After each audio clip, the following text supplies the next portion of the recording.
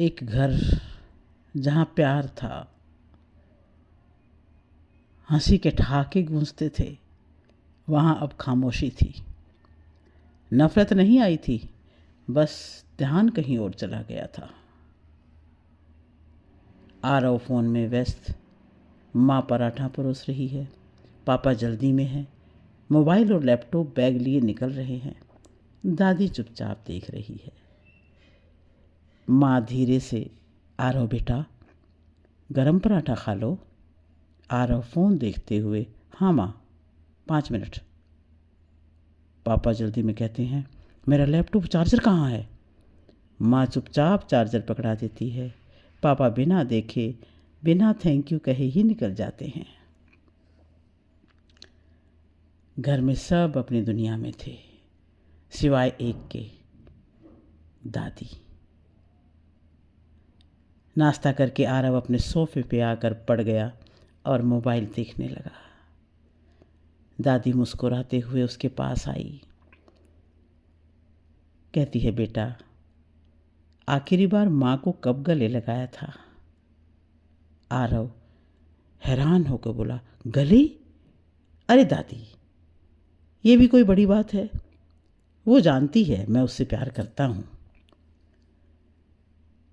अब दादी धीरे से कहती है, बेटा प्यार अब वाईफाई जैसा हो गया है, होता तो है पर जुड़ता नहीं है। रात को आरव माँ के कमरे के पास से गुजरा। क्या देखता है, वो अकेले ही कपड़े तह कर रही थी और आंखों में आंसू थे। आरव धीरे से आता है, माँ को पीछे से गले लगाता है। माँ हैरान होकर,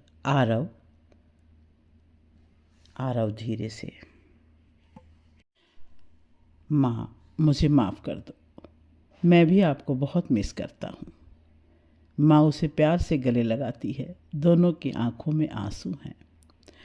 आरव को माँ के प्यार का एहसास होने लगा है। माँ आरव का होमवर्क करवाने लगती है। पापा माँ बेटे को एक साथ बैठा हुआ देखकर बहुत खुश होते हैं। अपनी माँ के पास चले जाते हैं और माँ के साथ बैठकर पुस्तक पढ़ने लगते हैं। दादी के चेहरे पर भी खुशी की झलक आती है कि आज बेटा अपनी माँ के पास बैठा है। आरव की माँ डिनर बनाने किचन में चली गई और आरव साथ साथ ही चला गया। कहने लगा, माँ आज मैं आपकी पसंद की सब्जी बनाता हूँ। आरव माँ के साथ किचन में हेल्प करता है। माँ भी हंसती हुई भोजन बनाती है। शाम का समय है, मेज़ सजी हुई थी, खाना तैयार था। सबसे ज़रूरी चीज़ थी समय। पापा भी खुशी से डाइनिंग टेबल के पास आते हैं और आश्चर्य से पूछते हैं, ये सब मेरे लिए? दादी कहती, हाँ बेटा, आज हम सब साथ में खाना खाएंगे। पापा धीरे से कहते हैं, ये एहसास शायद मैं भूल ही गया था। और खुशी खुशी खाना खाने लगा।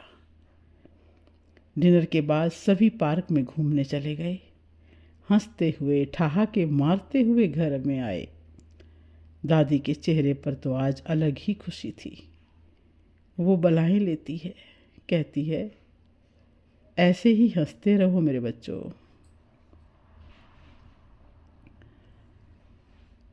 प्यार चीखता नहीं है, वो इंतज़ार करता है बस महसूस किए जाने का। एक प्लेट खाना, एक तह किया हुआ कुर्ता या एक भूला हुआ आलिंगन, यही तो रिश्तों की असली आवाज़ है। सबसे बड़ा तोहफा समय और साथ है। ज़्यादा गले लगाइए, ज़्यादा बात कीजिए, जज कम कीजिए और भरपूर प्यार दीजिए। इसी को परिवार कहते हैं, इसी को साथ कहते हैं।